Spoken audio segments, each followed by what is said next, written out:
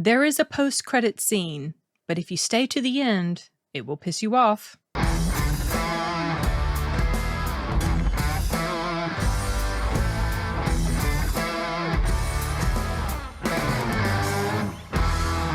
Yeah, I had checked to see, is there a post-credit scene?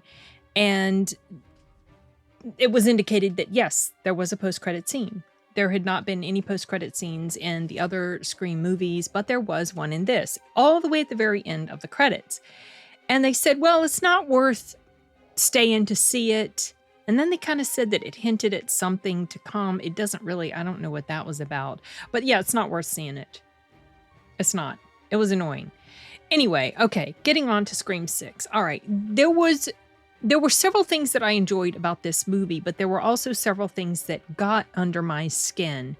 And I'll start right off by saying that I liked the one that came before this better than this one. Now, I liked the premise, the setup, the start was unusual. I liked that. That was, it was different. I thought that was handled very well. I thought that the overall story is fine as far as the outline, what's going on. But of course, yes, it's very formulaic. And if you've seen a certain movie, well, I'm assuming you've seen all of them, but there's a particular movie that if you've seen it, I'm not going to tell you which one, because then that'll kind of give away what might be happening. But if you've seen this movie, this is basically a repeat of that exact same thing, except just different characters. Now, a lot of this stuff is a repeat. That's kind of sort of part of the whole, humor of this franchise, is that they're going to repeat things. They're very self-aware as a horror movie. They're so self-aware that it feels like, I don't know, maybe I'm wrong, but it feels like they are intentionally doing really stupid stuff at this point, or having the characters do really stupid stuff. And the first Scream movie was very solid. None of the films can really top this, but there was some frustrating stuff that happened in here, very similar to the sort of thing that frustrated me, or the sorts of things that frustrated me in the movie 65 that I saw right before this. I'm going to start off with things that... Oh, hold on. Here he is. There you go. What was I saying? Oh, I was saying I'll start off with the things that I liked about it. I do like the setting. I like this is a different location. And so that's cool. I like the relationship between the sisters in here. And I went back and I was watching my review for the movie that came before this, technically Scream 5. And I had mentioned things about how there was a good build up to the story. Same with this. There was a very good build up. I really liked the first hour of this film. I thought it was very solid. It's the last part of the film where it takes a downturn and spirals into ridiculous stuff that I'll touch on later.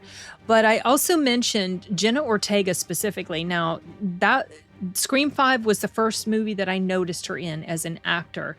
I don't think I'd seen her in anything before. And I think maybe I mentioned when maybe she's familiar, but I just don't remember. Maybe she was like a side character. Same thing with the girl who plays her sister. And they both did a good job. Jenna Ortega is a really good actor, and I like the chemistry between the sisters in here. I also liked the dynamics between the different characters, like the core characters or characters that carried over from the previous movie. I like that. I like some of the dialogue and the humor, and I like some of the messaging that was presented in here. There was basically in this story, they're in New York, and the older sister, she's been just slandered and all these lies told about her, like she was the real killer from the previous movie and all this stuff, like cancel culture type stuff, right? The online slandering and lies that are told about people, and rumors that are spread and people repeat them and stuff like that. And there was a comment that was made in here that I really appreciated. It was, I didn't write it down exactly. I kind of paraphrased it, but one of the exact lines was the best lies are based on the truth. Those are the most insidious, you know, the ones that have a grain of truth in them, but all the rest of it is just complete garbage. And so those are really insidious. Anyway, something else that followed that was someone said something along the lines of, well, it's not enough to kill you. In this case, they're talking about, like, let's say the killer. I took this like symbolically. It's not enough to kill you, to like get rid of you as a person, but they have to assassinate your character as well. And this is stuff that happens a lot these days, especially, you know, like in the midst of the whole cancel culture thing. Also, the killer was pretty doggone bold in this film. The killer would very boldly and publicly commit these killings. You saw one of them in the trailer inside the little grocery mart area. He just goes right in there and he's shooting and he's killing, and it's like, wow, okay. And you start to think, well, how come nobody did anything? But the thing is, you know, a lot of times if you watch certain things that happen, certain horrific things that happen in public, a lot of times people just stand around or they run, and they don't necessarily directly confront whoever's doing something. And so I felt like the way that particular scene was carried off was very realistic. I could see that the killer was able to kill all the people that they killed in here. And so I liked how that was handled. There was a scene where some characters were talking about different movies and how they rate each one, and they had very similar tastes in movies. There was a comment that they made about one of the a particular horror movie franchise, and I totally disagree with them about that, and I'll tell you what it was. It was Candyman. They were asking each other, well, Candyman, the original or the requel? And then both of these characters at the same time said both. And I'm like, yeah, no, the requel was horrible. Does not compare to the first one. That's not necessarily a con. It was just like, I appreciated that little bit of dialogue that the characters were having with each other. Something that I mentioned in my previous review was that the theater on Thursday Night Preview was pretty much packed. That was not the case this time. But I think that might be because they had multiple viewings, more viewings than they had the previous year. So maybe people are like, oh, well, you know, I don't need to go to the 6:30 one. I can go to the 7:30 one or the 8 o'clock one or whatever. So anyway, I don't know that that's necessarily an indicator of how this film is going to perform. I'm really curious to see how it's going to do. But anyway, I had also mentioned in the previous film that I felt like it shouldn't continue, that the franchise shouldn't continue, that it was going to peter out and didn't have legs. I was sort of right and sort of wrong. Sort of right in the sense that a lot of the cons that I have about this are what causes franchises to peter out and to just get progressively worse in a lot of ways, especially horror franchises. But I was also sort of wrong in that I had mentioned in my review from last year that Scream was not Scream without the character Sidney Prescott. I feel like that was incorrect. I think this movie handled itself, the characters in this film were able to carry it fine without Sidney Prescott. So, and another reason for that is because the killer, Ghostface, is never the same.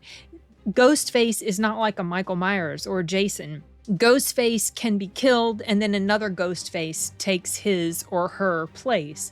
So that's also something that can help in the sense that you don't really need Sidney Prescott for Scream to continue to be a thing. But I do think if they continue to carry this on, it's going to just get worse and worse. Now, this does currently have higher ratings than I think Scream 3 and 4. I believe of the first four, 3 and 4 have the lower ratings, I believe. I was checking that before, and this is with critics and audiences alike. But last year's Scream and this year's Scream have higher ratings.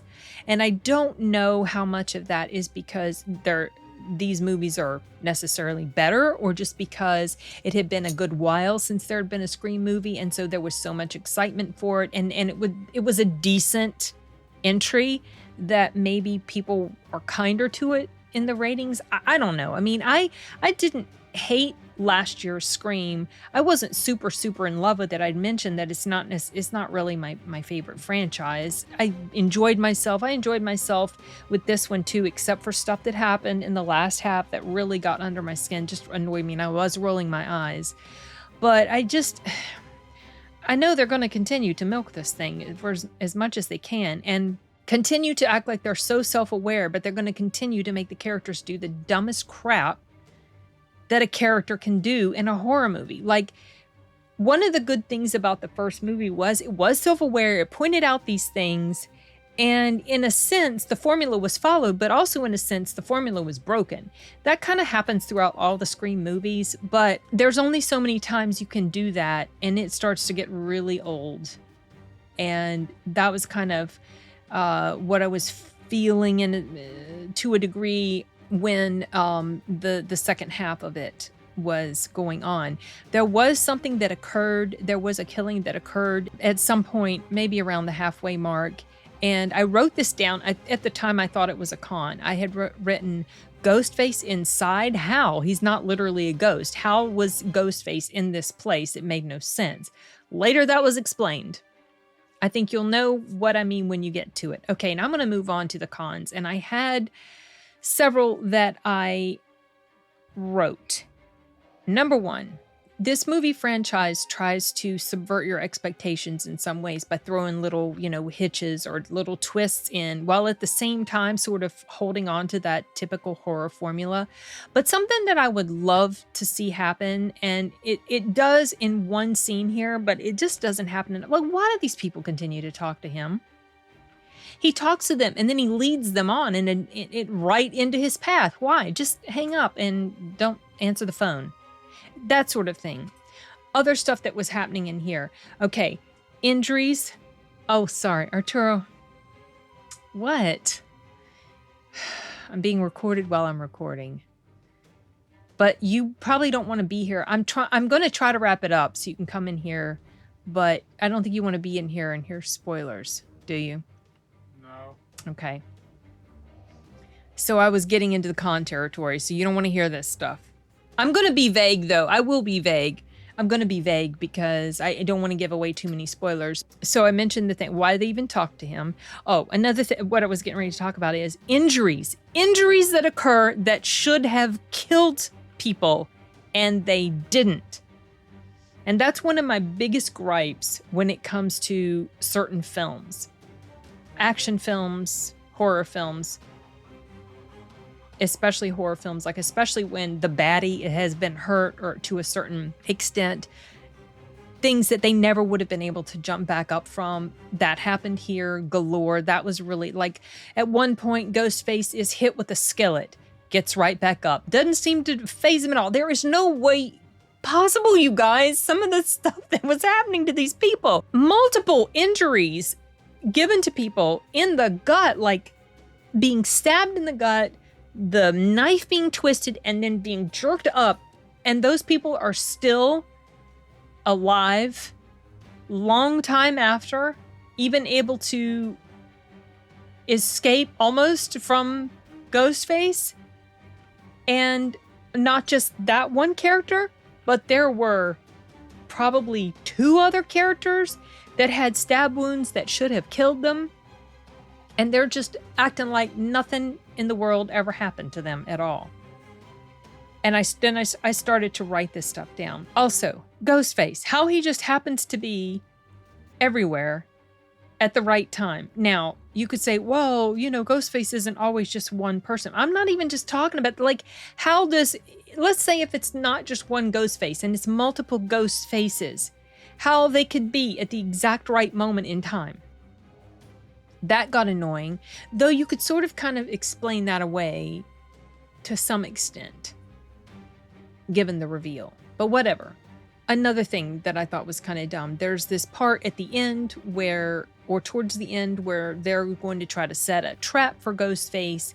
And so, you're waiting for the killer to come to you. You might die. Why are you thinking about making out and kissing someone you're attracted to at that time? What the heck? Like, there's no way that a normal person would really be in that sort of mood, knowing that a killer is probably going to try to come after them any moment. That made no sense. The repeat formulas, dumb decisions like you have a gun and you're shooting mannequins with a gun, and they're very obviously mannequins. They're not even real people. Why? You have a gun, and instead of using the gun, you just run towards the person. Why? Stuff like that. And this is something that extends across the board, you guys. It's not just with the good guys in here. It's also with Ghostface. Some of the things that Ghostface does makes no sense. This is something that generally happens after the reveal, though. It was enough that I noticed it, and it was enough to really make the second half of this film for me be disappointing. Not necessarily, like I said, the overall story. That's fine. But please try to ground it in a little bit more reality.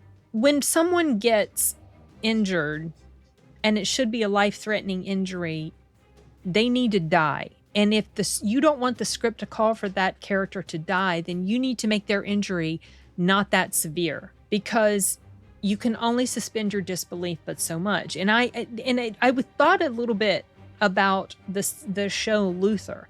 And I mentioned in Luther, when a character gets a severe injury, or like, let's say they're shot and it's something that's going to kill them, a lot of times they're dead. They're just dead.